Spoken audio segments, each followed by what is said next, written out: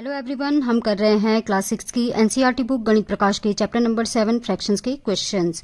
Last video में हमने देखा था addition of fraction with same denominators और आज सीखेंगे addition of fraction with different denominators.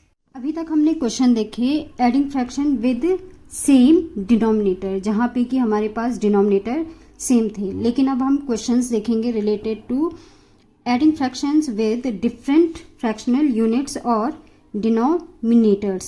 जैसे कि यहाँ पे है find the sum of 1/4 plus 1/3। हमें ऐड करना है 1/4 एंड 1/3 को। तो ये है हमारे पास 1/4 प्लस 1/3 और यहाँ पे हमारे पास डिनोमिनेटर सेम नहीं है। जैसे कि हमने कंपेयरिंग फ्रैक्शन में भी देखा था कि हमारे पास अगर हम डिनोमिनेटर सेम कर लेते हैं तो हमें फ्रैक्शन का कंपैरिजन करना काफ़ी आसान हो जाता है। तो इसी तरह से addition of fraction and subtraction of fraction में भी जहाँ पे कि हमारे पास डिनोमिनेटर सेम नहीं होते हैं, वहाँ पे अगर हम डिनोमिनेटर को सेम कर लें तो फ्रैक्शन का एडिशन और सब्ट्रैक्शन दोनों ही आसान हो जाता है, क्योंकि इससे पहले हम सेम डिनोमिनेटर वाले फ्रैक्शन को ऐड करना सीख चुके हैं।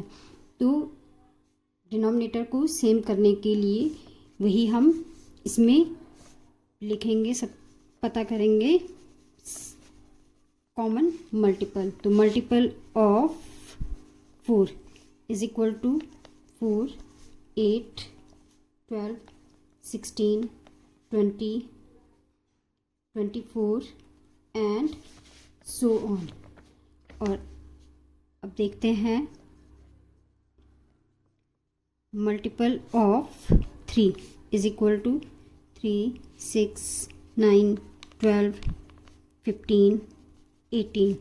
और यहाँ पे हम देख सकते हैं कि हमें 4 एंड 3 में कॉमन मल्टीपल मिल चुका है, जो कि है हमारे पास 12 है हमारे पास कॉमन मल्टीपल। तो हमें दोनों के ही डिनोमिनेटर को इक्विवेलेंट फ्रैक्शन बना करके दोनों का ही डिनोमिनेटर बना देना है 12। तो 1/4 को अगर हम न्यूमरेटर और डिनोमिनेटर दोनों में ही 3 से मल्टीप्लाई कर लें तो ये हो जाएगा हमारे पास 3/12। 1/3 को हम मल्टीप्लाई कर देंगे 4 से, तो वो हमारे पास 1/3 की इक्विवेलेंट फ्रैक्शन आ जाएगी 4/12। और अब हम आसानी से इसे ऐड कर सकते हैं। 1/4 को हम लिख सकते हैं 3/12, क्योंकि ये 1/4 की इक्विवेलेंट फ्रैक्शन है, तो इसे लिखा जा सकता है 3/12।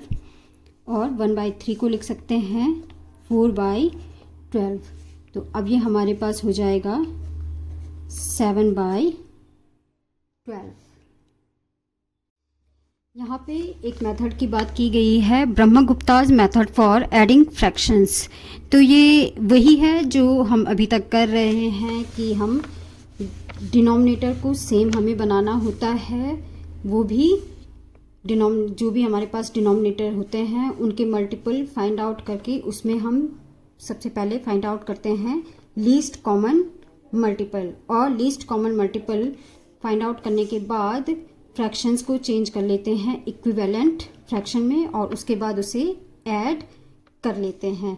आप चाहें तो इसे पढ़ भी सकते हैं। अब देखेंगे addition of fraction with different denominator से रिलेटेड एक और क्वेश्चन। यहाँ पे एग्जांपल में एक क्वेश्चन और है, find the sum of 2/3 and 1/5। तो इसको किस तरह से करेंगे, ये यहाँ पे मैंने क्वेश्चन लिख दिया है। 2/3 प्लस 1/5, 2/3 एंड 1/5 को हमें ऐड करना है। तो ब्रह्मगुप्ताज मेथड से ही करेंगे, जिसे हम यूज़ कर ही रहे हैं। इसमें सबसे पहले हम देखेंगे 3 के मल्टीपल।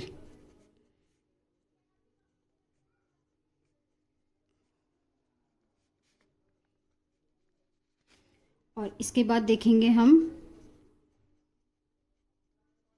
मल्टीपल ऑफ 5, वो होंगे 5, 10, 15, 20 एंड सो ऑन।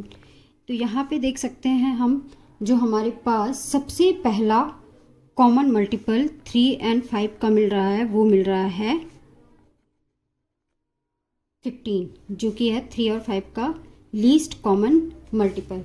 तो अब हम दोनों ही फ्रैक्शन को ऐसे इक्विवेलेंट फ्रैक्शन में चेंज करेंगे जिनमें कि हमारे पास डिनोमिनेटर हो 15। तो ये हो गया है हमारे पास 2/3 को हम अगर मल्टीप्लाई कर लेते हैं न्यूमरेटर और डिनोमिनेटर को 5 से, तो ये हमारे पास इक्विवेलेंट फ्रैक्शन बन जाती है 10/15। और 1/5 को मल्टीप्लाई कर लेते हैं 3 से, तो 1/5 की इक्विवेलेंट फ्रैक्शन बन जाएगी हमारे पास 3/15। और 2/3 को हम लिख सकते हैं 10/15। 1/5 को लिख सकते हैं 3/15। तो हमारे पास जो एडिशन आ जाएगा वो आ जाएगा 13/15। क्वेश्चंस के सॉल्यूशन अगर समझ में आ रहे हैं तो वीडियो को लाइक करें और अपने दोस्तों के बीच शेयर और चैनल को सब्सक्राइब। Thank you.